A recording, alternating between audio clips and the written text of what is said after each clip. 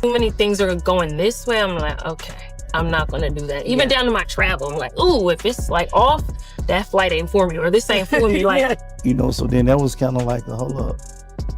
You know what I'm saying? What's going on here?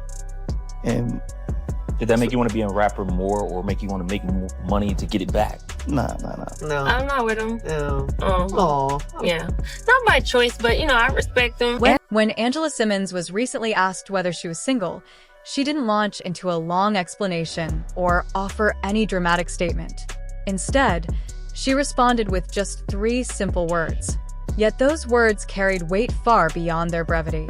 They hinted at a deeper story, one that many already suspected involved Yo Gotti. At the time, her response seemed subtle, almost dismissive. But in hindsight, it feels layered with meaning.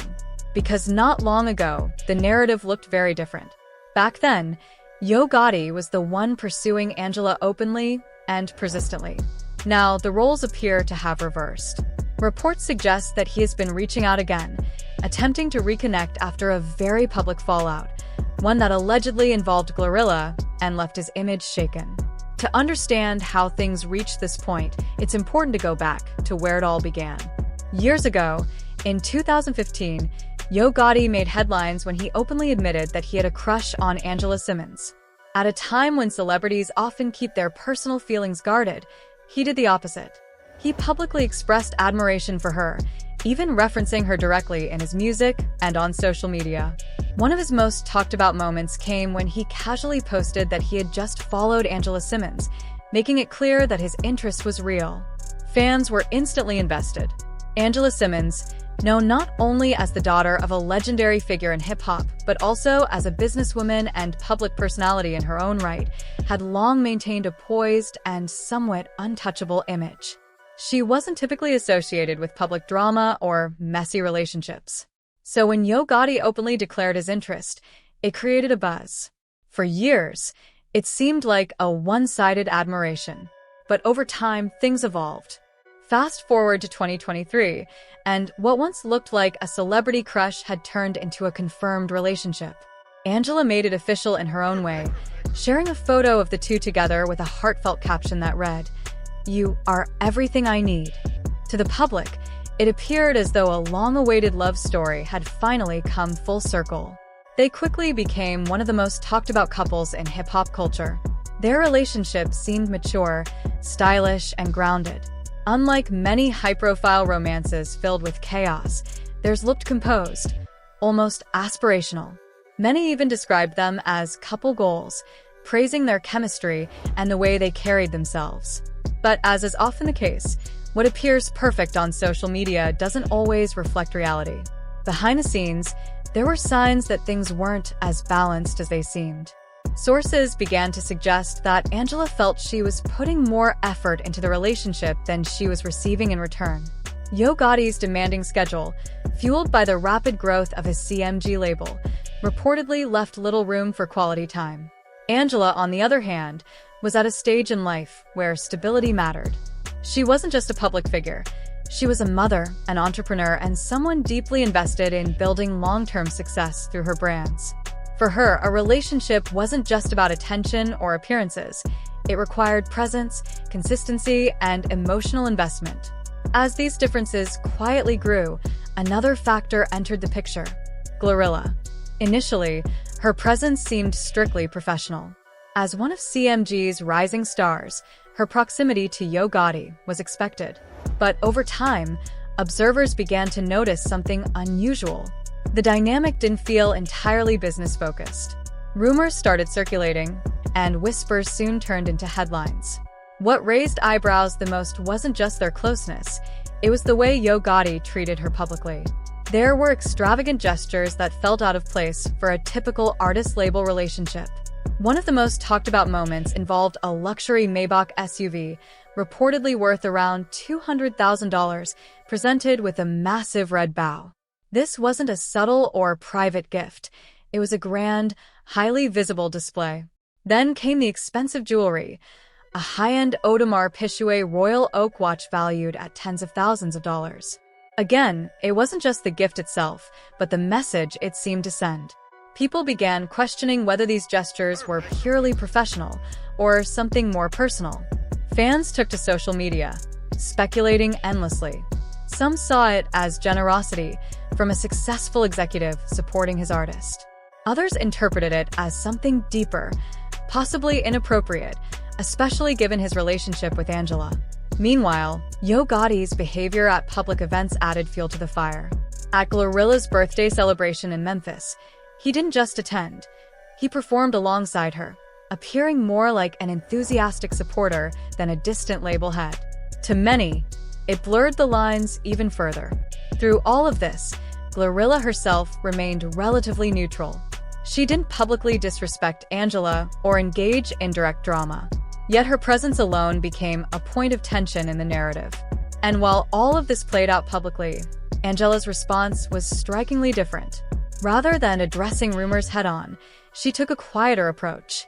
In one Instagram story, she posted a message that felt deeply personal and reflective. It spoke about desire, flow, and alignment, words that many interpreted as indirect commentary on her situation. She didn't lash out. She didn't accuse.